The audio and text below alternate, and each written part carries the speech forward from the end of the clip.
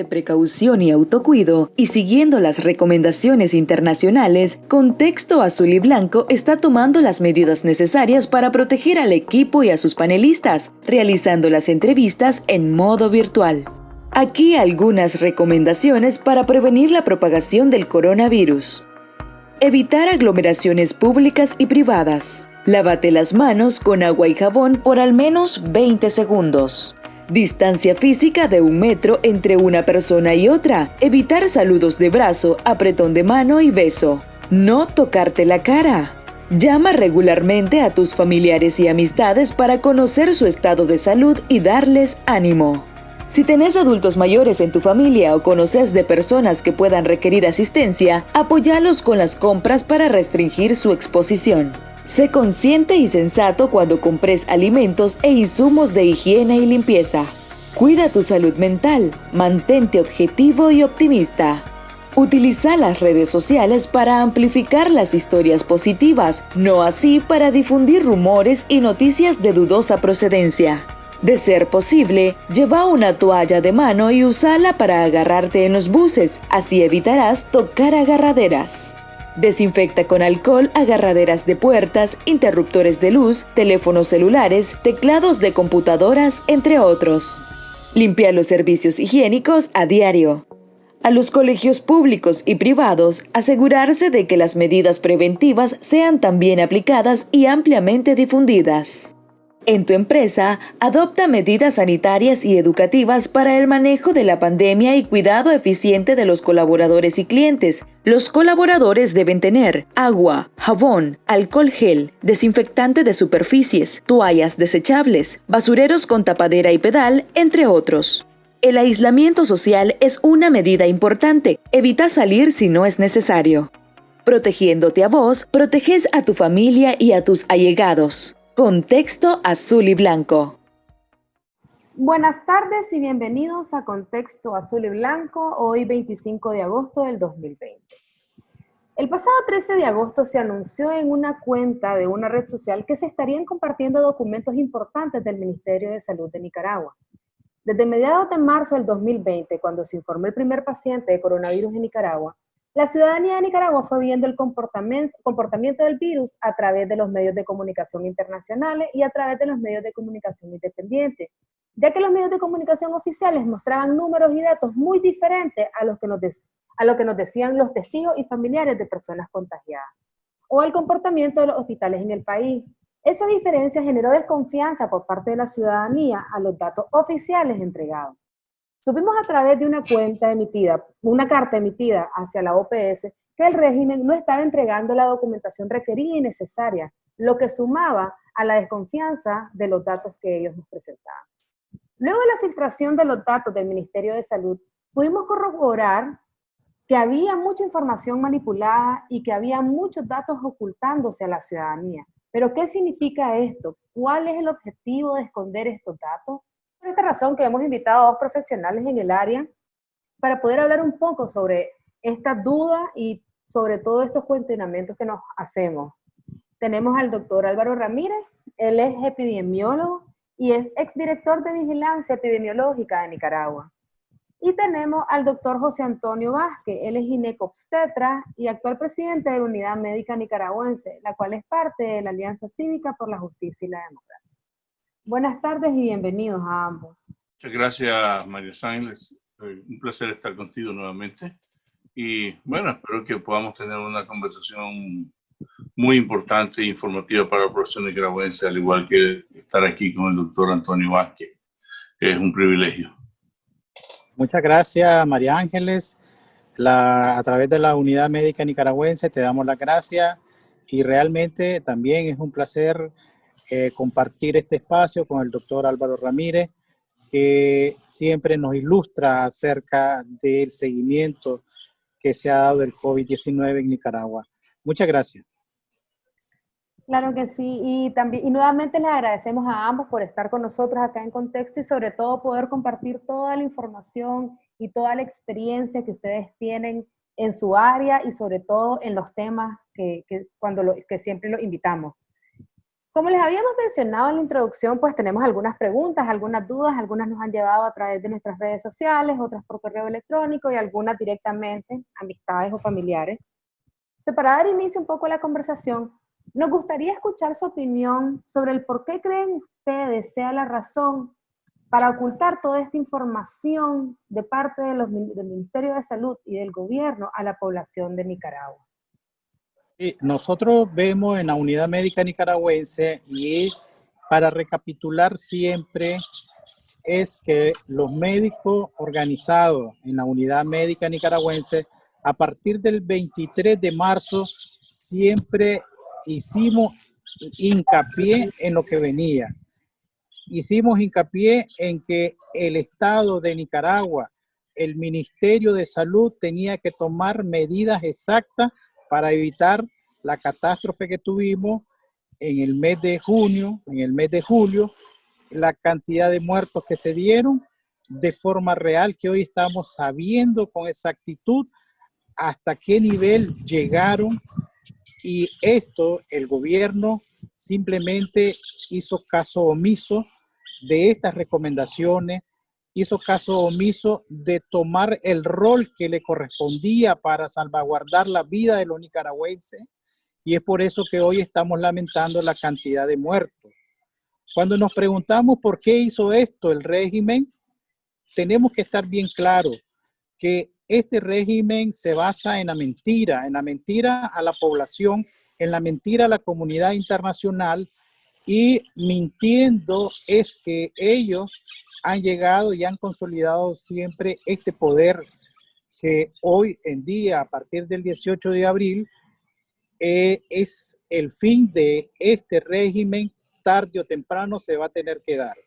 Pero hablando de lo que es el contexto COVID, hoy nos damos cuenta la magnitud exacta de lo que se dio en su total magnitud. Solo por ponerte un ejemplo que el doctor Ramírez nos va a explicar más detalladamente, el día 23 de junio el gobierno daba a conocer 22 casos de COVID, pero viendo la realidad de estos documentos filtrados, eran más de 2.000 casos que teníamos de COVID. Prácticamente una mentira total. Tratar de engañar tanto a la población nicaragüense y a la comunidad internacional de lo que realmente estaba pasando. Y es así como vemos y podemos hablar hoy en día que tenemos más de 105 personal sanitario que ha fallecido, entre médicos, enfermeras, técnicos, visitadores médicos. Y eso lo sigue escondiendo el gobierno. Es decir, es una burla para el pueblo de Nicaragua, es una burla para la comunidad internacional. Si nosotros nos ponemos a pensar, esto no es solo del pueblo de Nicaragua, sino que de todos los países que fueron afectados y que están siendo siempre afectados por esta epidemia del COVID-19. Realmente nosotros, los nicaragüenses, mejor preparados con las recomendaciones adecuadas desde un inicio para evitar ese desastre y pérdida de vidas humanas. Pero eso realmente no se dio. Igual como se dio la represión y las muertes a partir del 18 de abril, hoy en la actualidad estamos lamentando esa cantidad de muertos que se dieron. Estamos lamentando en el personal médico las pérdidas de vida humana, que hace 3 días se dio una pérdida de un profesional y el día de hoy otra pérdida de otro profesional. Y seguimos viendo los diagnósticos que siguen poniendo: shock cardiogénico, neumonía típica, enfermedades tromboembólicas, pero estos pacientes o estos profesionales de la salud habían vivido con este tipo de patología, que puede ser que eran diabéticos, hipertensos, pero ellos estaban sanos. El motor desencadenante fue el COVID-19, que lo llevó a perder la vida. Con cualquiera de esos diagnósticos que le ponen inventados, muchas veces se lo sacan de la manga para minimizar el trabajo de los profesionales de la salud. Consideramos que el pueblo de Nicaragua con estos datos tiene que saber la verdad. la comunidad internacional tiene que hacer un alto y ver la tragedia del pueblo de Nicaragua, una tragedia inducida, donde se pudieron haber salvado muchas vidas, pero que el régimen simple y sencillamente, para tratar de ocultar o dar una falsa impresión, una falsa, falsear la realidad de lo que realmente sucedió y de lo que las pérdidas de vidas humanas que se dio en su momento.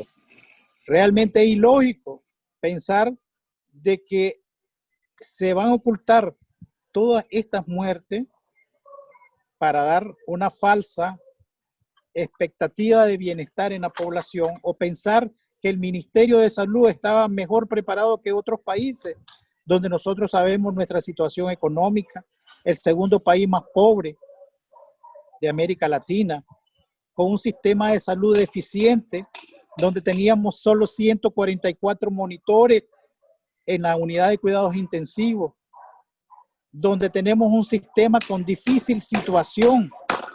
No podemos enfrentar este cuadro del COVID-19 como lo vimos en el mes de julio y junio. Realmente estos datos nos vienen a proyectar la realidad cruda que vivió el pueblo de Nicaragua en estos meses anteriores y que podemos de forma potencial volverla a vivir, y es por eso que siempre tenemos que estar nosotros alertando, dirigiéndonos a la población para evitar que se relajen, para evitar la falsa mejoría o lo que quiere hacer el gobierno, declarar de que aquí ya fuimos y superamos el problema del COVID-19. Muchas gracias, doctor José Antonio. Doctor Ramírez. Bueno, en realidad es una intriga, porque te voy a decir que Nicaragua es uno de los países en Centroamérica que tiene más profesionales de la salud pública, epidemiólogos, salubristas de diferentes tipos, educadores en salud formados en el CIES por más de 30 años, y que realmente es una beta de especialistas. La misma Marta Reyes es una salubrista. También el doctor González, había una cantidad de gente que sabe de salud pública. Aplicar los conocimientos, beneficio de la población nicaragüense. Entonces, ¿qué nos queda? Es desmitificar, se llama gobierno, para identificar los líderes con sus puntos que no se entendió al principio y que se estigmatizó políticamente como un problema político y una cosa asociada a los puchitos. Pero hasta que empezaron a morir sandinistas, hasta que empezaron a morir gente del gobierno, diputados, alcaldes, vicealcaldes, paramilitares, entonces se aceptó de que esta pandemia es algo que afecta a todos. Y así lo pudimos ver expresado el 19 de julio. Pero todavía podemos recordar en los meses de marzo, abril, donde si un doctor o un trabajador de la salud iba con mascarilla, era estigmatizado y era incluso le obligaban a quitarse la mascarilla para no asustar a la población.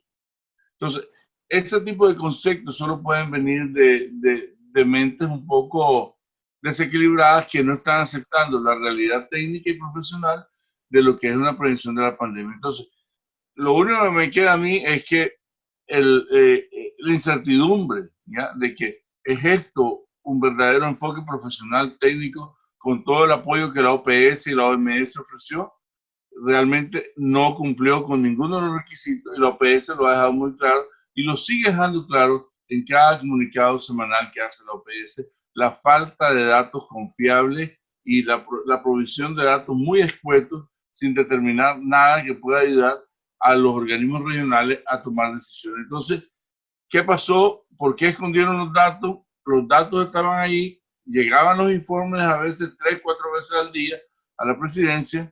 Bueno, es algo que no nos toca a nosotros responder, pero esto pudo haber salvado muchísimas vidas, y si se ha hecho un enfoque apropiado si se ha unido al pueblo nicaragüense, si se ha hecho un comité de emergencia donde todos los sectores están involucrados. O sea, hay muchas cosas que ahora podemos decir, si se hizo eso, si no se hizo. La realidad es que ahora el pueblo está frente a una segunda ola de coronavirus que va a iniciar en las próximas semanas y que ya está aquí afectando en los países europeos. Entonces, de manera de que la circulación comunitaria es muy alta y el pueblo va a estar en una posición muy vulnerable para la segunda ola de coronavirus. Muchas gracias, doctor. En Nicaragua hemos visto una tranquilidad de la población hacia las medidas de protección ante la pandemia. O sea, ¿a qué se ha debido esto? Que ahora en Nicaragua, en los últimos meses, después de tanto sufrimiento que se veía en los hospitales, y vemos cómo los jóvenes salen a los bares, la gente está yendo a los supermercados, no a los supermercados, perdón, a los malls, a hacer compras, teniendo una vida normal. O sea, ¿por qué sí hubo un decrecimiento en la pandemia acá en Nicaragua? Realmente en los hospitales, si nosotros recordamos, los meses anteriores estaban full. Es decir, tanto los hospitales públicos como los hospitales privados llegaron a una capacidad de tener todas sus camas ocupadas y las camas que se destinaron para estos casos. Ahora, actualmente, estamos viendo que sí ha bajado drásticamente el número de pacientes en estos centros hospitalarios. Ha bajado el número de muertes en estos centros hospitalarios. Esa es una realidad. Pero esto no nos hace que tenemos que ya no tomar en serio este problema. Como decimos y como hemos visto en otros países, el rebrote es una realidad. Es decir, nosotros vemos que el gobierno a partir del 19 de julio está llamando a concentraciones, está llamando a sus seguidores a hacer actividades públicas sin medidas de protección, y eso es el detonante para una nueva oleada de esta epidemia que podemos tenerla, y ya la estamos viendo en algunos departamentos como Matagalpa, Estelí, que ya comienzan a elevarse el número de pacientes a nivel hospitalario.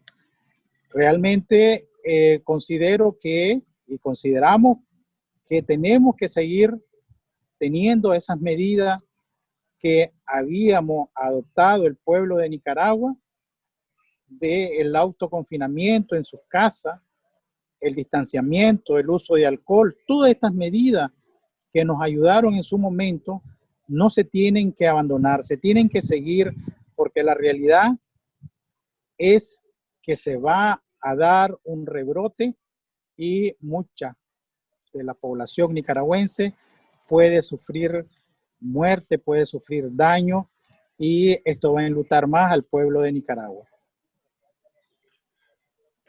En torno a tu pregunta, si se ha disminuido, lo que podemos hacer es lo siguiente. Mira, los datos que se hackearon los anónimos reflejan un poco la curva de comportamiento de lo que podríamos decir un 3 a 4% de los casos de COVID-19.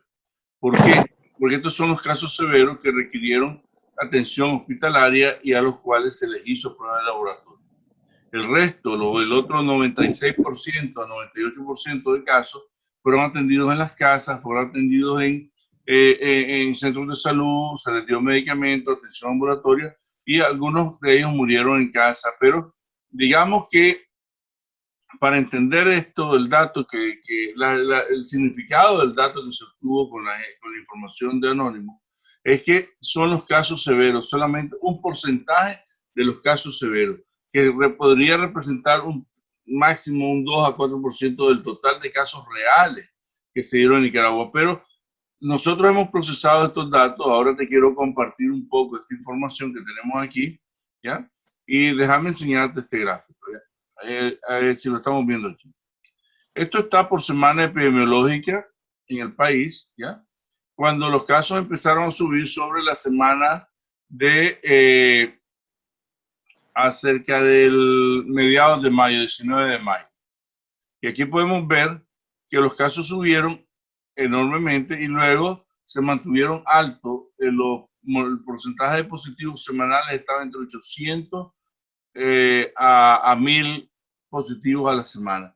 Y después ya lo que sería la última semana de junio, los casos empezaron a bajar y aquí hasta el 17, hasta el 17 de julio. Vamos a ver, vamos a extender un poquito más esto para verlo hasta el 24 de julio.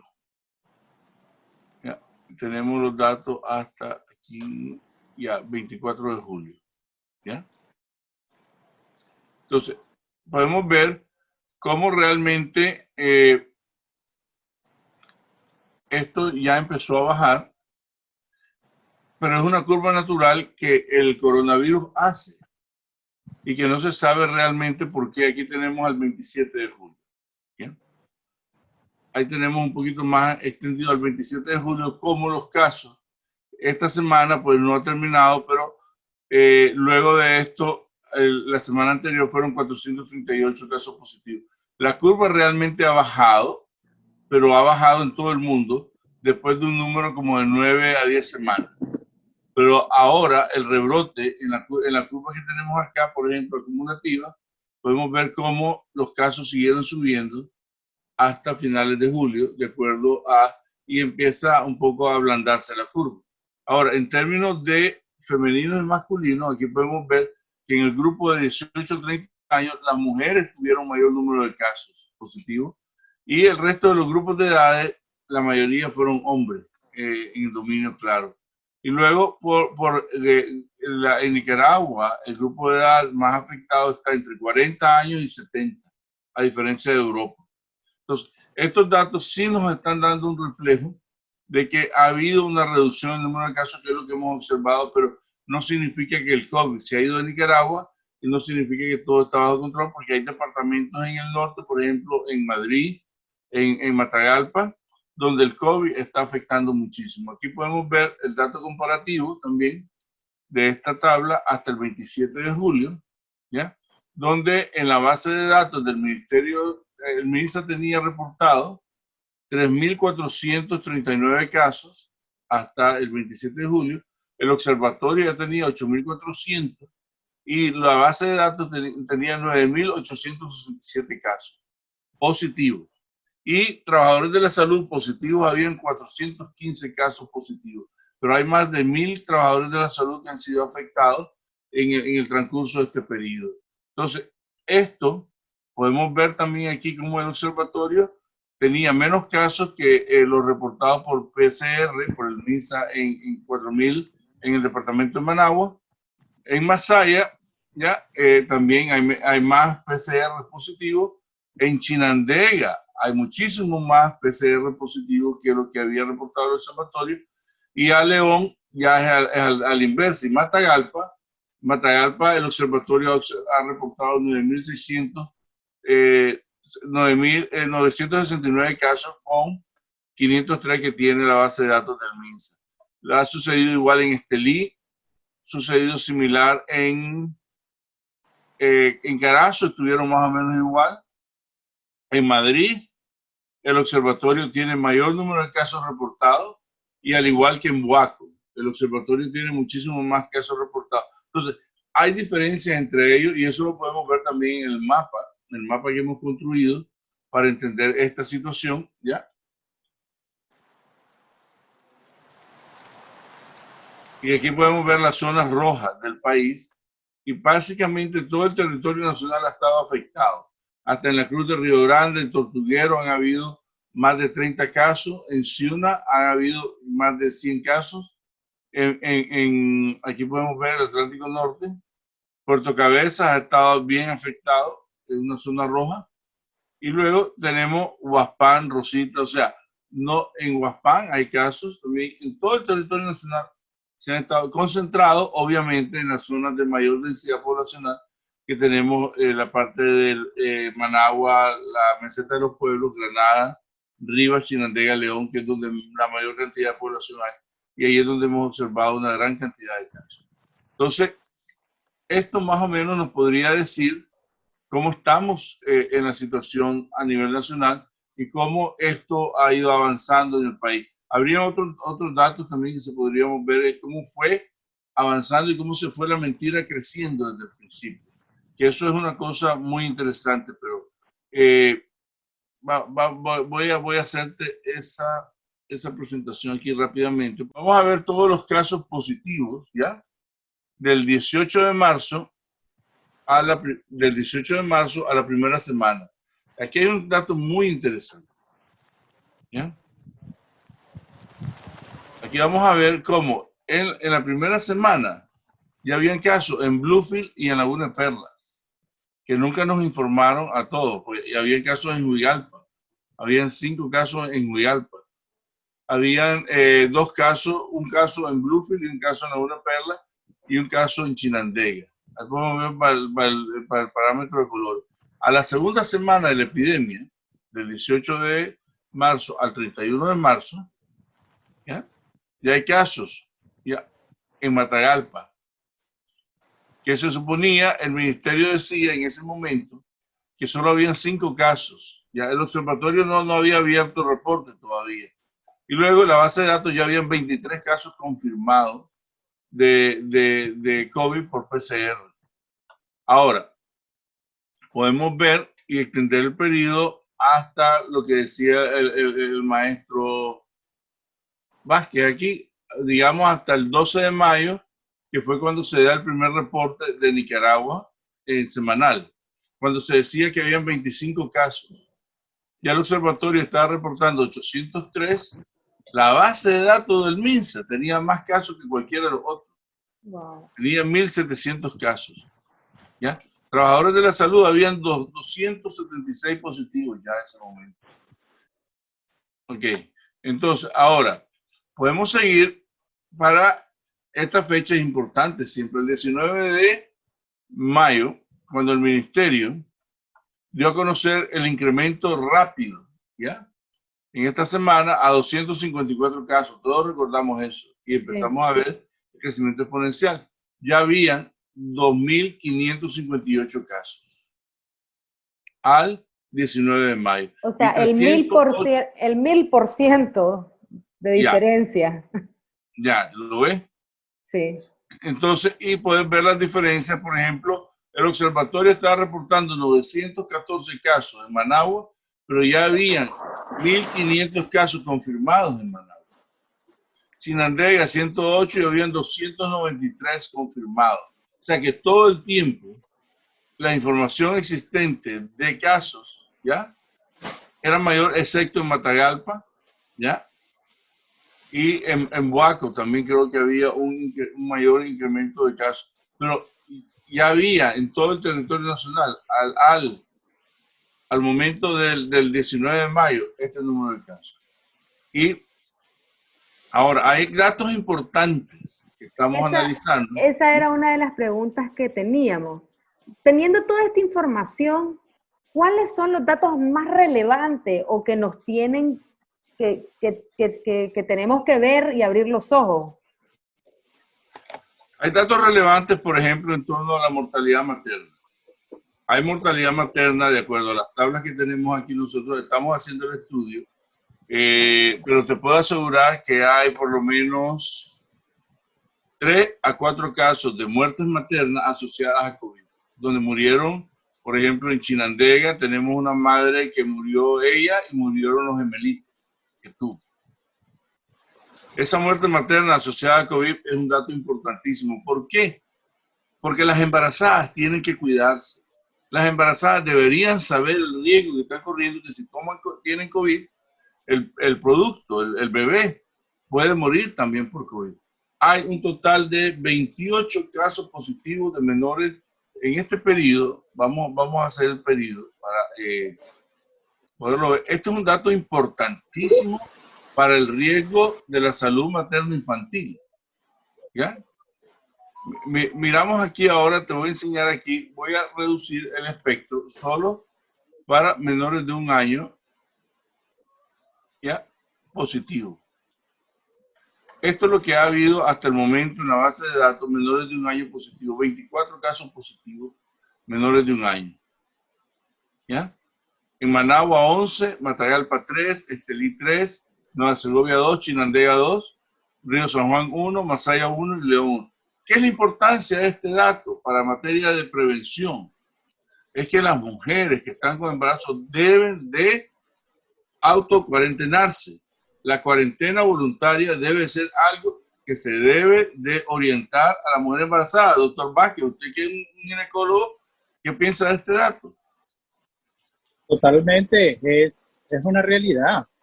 Es decir, el cuidado del binomio madre-hijo es fundamental, y nosotros vemos cómo, y no solo en Chinandega, aquí en Managua, de forma real, tuvimos muerte asociado al embarazo y asociado a este COVID. Realmente eso no debió de haber pasado. El cuidado de los controles, el cuidado del gobierno a estas mujeres embarazadas no se dio definitivamente, y ese es el dato que usted está reflejando, profesora. Ahí no, definitivamente murieron a causa de esto, sin un adecuado seguimiento o cuidado que se le debería de haber dado a estas mujeres en el embarazo. Entonces, ¿cuál es la importancia de este hallazgo, María Los Ángeles? Es que en la próxima oleada, las mujeres embarazadas deben de estar claras de que ellas están a riesgo ya del COVID y ponen a riesgo a sus hijos. Que la autocuarentena y la cuarentena voluntaria de la mujer embarazada tiene que ser sin discusión.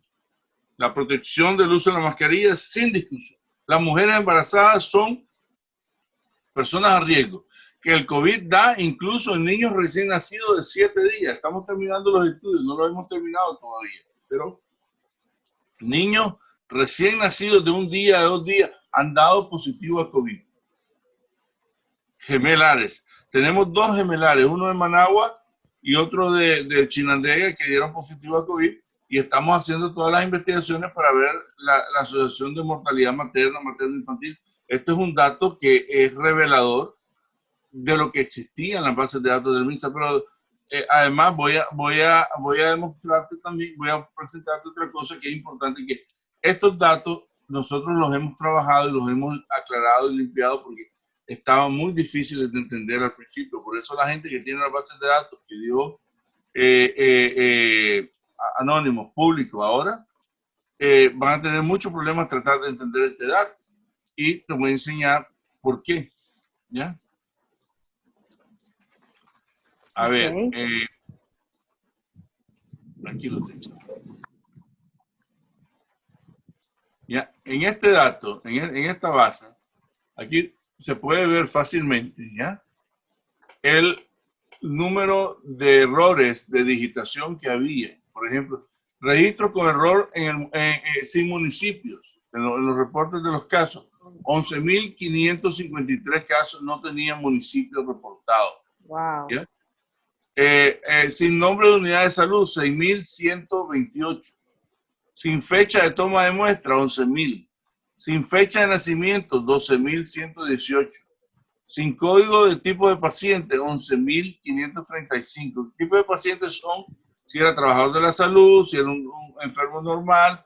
Hay 4 tipos de clasificación de según ellos. Sin sexo, ¿ya? Para saber quiénes eran hombres y mujeres, hay 11.514 archivos sin sexo, ¿ya? Y luego, sin código de municipio, 11.533, sin código de unidad de salud, 11.000. O sea, este dato ha sido manejado y no ha sido trabajado apropiadamente, pero había que hacer la reconstrucción forense del dato. Y estos son los cambios que se pudieron hacer para poder tener el dato que te estoy mostrando ahora. Pues si no se hace eso, este dato no fuese posible.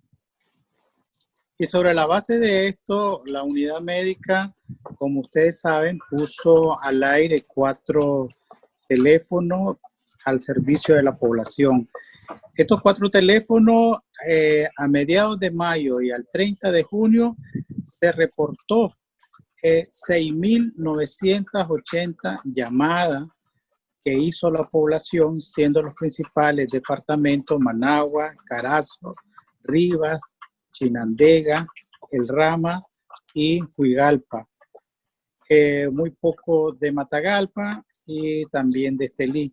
Pero los fundamentales fueron eso. Estamos hablando de las llamadas telefónicas de la población que llamó por sintomatología del COVID. El mismo repunte, pero fue menor de 6,000 casos para el mes de julio, y sí, ya ahora en agosto han disminuido, pero siempre se reportan casos de la población llamando a estos números telefónicos. Nosotros estamos preparados para ese rebrote, además de estas 4 líneas que nos dan un parámetro tanto del sexo, la edad, la procedencia del barrio o territorio, ya sea departamento que está llamando por patología relacionada a esta epidemia. Ahora vamos a poner al aire 10 líneas telefónicas para prepararnos para mayor cobertura a la población. Pero igual, estos datos se relacionan con lo que decía el doctor Ramírez. Nuestro seguimiento epidemiológico que nosotros hicimos fue a través de esta llamada, a través de los que nos comunicaban los otros médicos en los territorios, pero las llamadas telefónicas sirvieron de termómetro para ver el comportamiento de la población afectada por el COVID-19. Muchas gracias, doctor José Antonio. Y otra consulta que tenemos, de acuerdo a esta información, ¿verdad?, que se logró obtener por la filtración de estos documentos. Teniendo todos esos datos, ¿podríamos sacar la cantidad de pruebas que se han hecho en Nicaragua? Claro que sí. Claro que sí. Ahora mismo te las presento. Y una consulta con esto de las pruebas es, ¿cómo estamos en comparación con los otros países? Por lo menos de la región. Oh, bueno, ok. Primero vamos con las pruebas, ¿ya? Ok. Aquí tenemos todas las pruebas realizadas, ¿ya?, hasta el 27 de julio, ¿ya?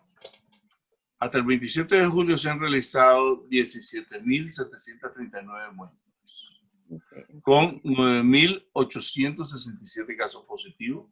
Aquí lo tenéis en la pantalla. Cuando el MINSA estaba reportando 3.400 y el observatorio 8.477. Y déjame explicarte una cosa importante en este momento, María Rosángel. Claro. ¿Por qué los datos del observatorio se acercan mucho a los datos del MINSA? ¿Ya? Porque la definición clínica que el observatorio utiliza es exactamente la misma que utiliza el MINSA. El MINSA toma la muestra a aquellos pacientes que presentan fiebre, dificultad para respirar, tos y fiebre, dificultad para respirar, tos y dolor de garganta. Entonces, el observatorio, clínicamente, los colaboradores le informaron pacientes que tenían esos síntomas, que son los cuadros severos, que representan el 4% del total de casos de COVID. Por eso, los pacientes incluidos en el observatorio se asemejan muchísimo a la lista de pacientes incluido a la toma de muestras, porque el ministerio fue muy específico en la definición de casos. Entonces, no han usado las muestras de laboratorio para la detección temprana de asintomáticos, casos leves, que es lo que viene a dar con tu segunda pregunta. En Centroamérica, la mayoría de los países centroamericanos han realizado más de 100.000, 200.000 y 300.000 tests en poblaciones similares. Panamá, Guatemala, Honduras, ya han hecho ese número de test. Nicaragua ha hecho solo 17.000 hasta esta fecha, pues 17.739, que no representan ningún tipo de exploración comunitaria para identificar COVID y cortar la circulación del virus. Entonces, esto es simplemente una identificación clínica de casos severos, lo que significa de que más o menos unos 100.000 personas, por lo menos 100.000 personas más, estaban fuera ahí en la comunidad afectadas por COVID. Entonces, Nicaragua es muy deficiente. Imagínate que no haya estado ni la donación que el BESI le dio, o el BIT, no sé cuál de ellos. Entonces, Nicaragua está muy por debajo, está en 0.25 por millones de habitantes el número de muestras que ha realizado. Entonces, eso no es realmente consistente para un programa de prevención y de reducción de la circulación del virus en las comunidades. Sí. Y eso, profesor, usted recuerda epidemiológicamente, cuando se dieron los primeros casos, hacer el mapeo. El gobierno, el Ministerio de Salud, tenía la obligación de darle seguimiento haciendo mapeo donde se estaban dando estos casos positivos. Y vemos que ni siquiera se hizo. Pues, es decir, no se le puede dar un seguimiento epidemiológico donde no hay datos. Y como usted decía, ahora vemos que alguien que va a salir del país le están cobrando $150 y aquí estamos viendo en este informe 17,000 estudios realizados y ahí están parte de la donación, que es lo que se está vendiendo ahora en la actualidad, pues. Y ni siquiera llega a los 26,000, a los 29,000 muestras que se supone que recibimos de donación. Una consulta también, ya ahí para ir finalizando, y es en el aspecto internacional. Al tener toda esta información, pues que se ocultó por tanto tiempo, ¿cuál ha sido la reacción de la comunidad internacional o cuál ha sido la comunicación que ha habido de parte de ustedes, de las organizaciones independientes, con la comunidad internacional acerca de esto, de esta información y de estos puntos? Tal vez con la OPS, la OMS, las Naciones Unidas, la OEA. Mire, antes que el maestro responda a esta pregunta, a mí me gustaría solo hacer hincapié en lo siguiente. Todos estos datos ya se tenía el conocimiento de lo que realmente estaba sucediendo. Pero esta información viene a reafirmar lo que los nicaragüenses ya estábamos seguros que estaba pasando. Esto nos reafirma una vez más el carácter que fue sometido el pueblo de Nicaragua en esta pandemia. El sufrimiento que se dio con las pérdidas de vidas humanas.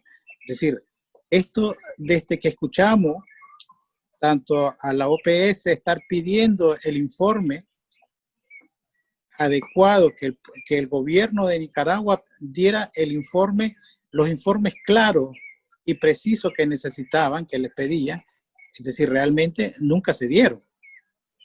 Y esto viene a contribuir y a darnos una clara idea de lo que realmente pasó, lo que sabe tanto el pueblo de Nicaragua y lo que sabe la comunidad internacional, ahora lo vemos reflejado en estos datos estadísticos.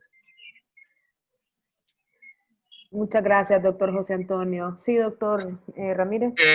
Relacionado con la OPS, yo he estado personalmente en contacto con la Oficina Regional para Emergencias Sanitarias y la respuesta al COVID. He facilitado las bases de datos que tenemos, obviamente sin nombres y direcciones o sin nada que puedan identificar la localización de los pacientes, porque eso tiene que ser un dato de protección.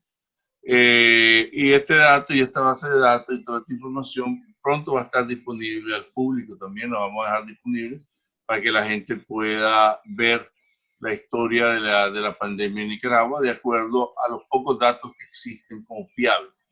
Que se quiera o no, aunque sea solamente un pequeño porcentaje del total de afectados del COVID, y cualquiera puede discutir eso, y esto solo representa un 3%, por lo menos es una cifra que nos permite orientar y hacer extrapolaciones para análisis más profundos después. ¿Qué es lo que estamos haciendo ahora? Pues estamos trabajando ya un análisis más completo. Entonces, la oficina de la OPS tiene como seguimiento del Reglamento Sanitario Internacional que buscar y encontrar información que permita identificar este dato. Nicaragua es el único país en América, en el continente americano, que no ha reportado ningún tipo de muestras realizadas en el país. Eso te lo demuestro aquí en el reporte de la Johns Hopkins, ¿ya? Donde se puede ver fácilmente que Nicaragua ya no ha reportado, aquí está en este cuadrito en rojo, no tiene reportado ni una solo test de PCR realizado, ni tiene reportado tampoco casos serios o casos clínicos. O sea, Nicaragua es el único país en América que no ha cumplido con la responsabilidad del Reglamento Sanitario Internacional. Entonces, no habría que extrañarse. Entonces, la OPS tiene que seguir un procedimiento de protocolos internacionales, contactar al gobierno, pasarle estos datos, pedirle la verificación si los datos son aceptables o no. Lo más probable el gobierno no responda, como nunca ha respondido, y luego de esto pues ya será el comité de emergencias de la OPS y la OMS los que dictarán si esta información puede ser incorporada o no, y el gobierno pues todavía tendrá el chance de protestar o denegar la aceptación de esta información, pero esto ya está a nivel internacional. El Reglamento Sanitario Internacional no contempla ningún tipo de sanciones a los gobiernos que no cumplan con las obligaciones adquiridas al ser signatarios de este documento. Entonces, un poquito en el limbo, por decirlo así, y ya cada organismo regional podrá tomar decisiones en torno a la validez o la aceptabilidad de estos datos. Muchas gracias por esa información. Y ya para ir finalizando, doctores, nos gustaría que le dejaran un mensaje, tanto recomendaciones para el Estado como recomendaciones para la ciudadanía. Podemos mencionar las recomendaciones al Estado. El Estado de Nicaragua, una vez más, tiene que ser responsable con la población nicaragüense. Ya vimos la cantidad de muertos y sufrimientos que se dieron estos meses anteriores y tiene que tomar esta responsabilidad llamando a la población a seguir tomando las medidas adecuadas para evitar este segundo rebrote que potencialmente vamos a tener.